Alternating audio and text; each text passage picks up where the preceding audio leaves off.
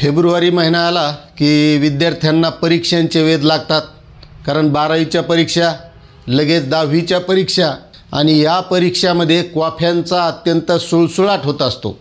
सामूहिक क्वाफी, कुठं मोबाईलवर प्रश्नपत्रिका व्हायरल, असं दरवर्षी आपण आता बघत असतो. आणि आता यामध्ये बदल करण्यासाठी शासनाने किंवा त्या शिक्षण संचालक मंडळाने काही पावलं उचललेत, बोर्डानं काही पावलं उचललेत आणि या क्वाफी मुक्तीला कसा आळा बसेल यासाठी प्रत्येक वर्षी प्रयत्न केला जातो. मात्र कोणत्या ना कोणत्या प्रकारे आता मोबाईलचं युग हे, व्हॉट्सअपच्या माध्यमातून कुठं प्रश्नपत्रिका बाहेर येतात, त्या माध्यमातून क्वाफ्या होतात आणि ह्या क्वाफीचं मोठा असा हे जंजाळ लागलेलं आहे. मोठी अशी खीळ बसायला पाहिजे या क्वाफीला, पण त्या प्रमाणात बसत नाही आणि ती गरजेची सुद्धा आहे. कारण क्वाफी करणारा कधीच वैज्ञानिक होत नाही, मोठा डॉक्टर होत नाही, मोठा इंजिनियर होत नाही.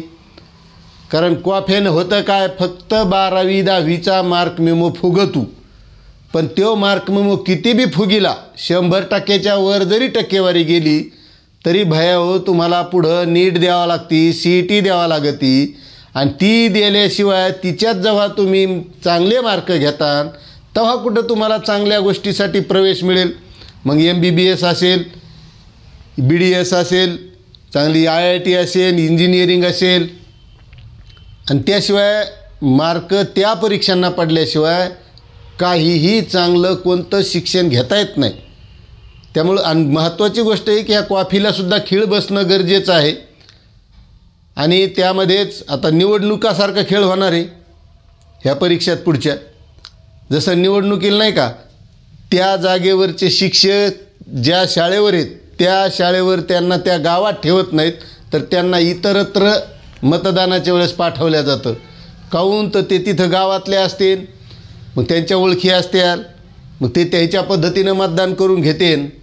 तसंच आता परीक्षेच्या बाबतीत जी निवडणुकीला पद्धत असते तशी आता परीक्षेला राबवली जाणार आहे. आणि या क्वाफी करणाऱ्याला या माध्यमातून काही का होईना प्रमाणात आळा बसवण्याचा प्रयत्न शिक्षण मंडळ बोर्ड करत आहे. पण महत्त्वाचं मला सांगायचं आहे पोरांनो की तुम्हीच क्वाफ्या करू नका ना. अभ्यास केल्याशिवाय पर्याय नाही. कारण अभ्यास केला तरच कुठं काहीतरी भलं होऊ शकते किंवा नाही नोकरीला लागले तर दुसरं काहीतरी जीवनात करण्याजोगं हे अभ्यासातूनच मिळतं.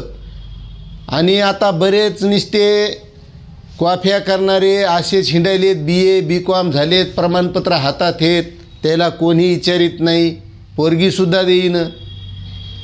त्यामुळं चांगलं शिक्षण घेतलं तरच कुठं काहीतरी होऊ शकतं किंवा काहीतरी जीवनात करता येऊ शकतं. नाही नोकरीला लागले, नाही डॉक्टर झाले, एखाद्या व्यवसायात जरी गेले तरी तुमचं वाचन असल्यामुळं, अभ्यास असल्यामुळं तिथं तुम्ही काहीतरी करू शकता. आणि तशीच पद्धत आता या परीक्षामध्ये होणार आहे. ज्या जागेवरचे, ज्या शाळेतले शिक्षक आहेत त्यांना इतरत्र म्हणजे 5-7 किलोमीटरच्या अंतरावर जे केंद्र असेल त्या केंद्राच्या ठिकाणी त्या शाळेतले शिक्षक पाठवले जाणार. ते ज्या ठिकाणी पाठवले तिथले पुन्हा तिथून दुसरीकडे पाठवले जाणार. आणि हे होतंय काय, हे जर नाही पाठवले तर हे त्या शाळेत असले तर आपला भाषा, पुतण्या, गावातला अशा जवळच्याला शिक्षकसुद्धा क्वाफी पुरवतात आणि त्याच्यावरसुद्धा आळा बसला पाहिजे.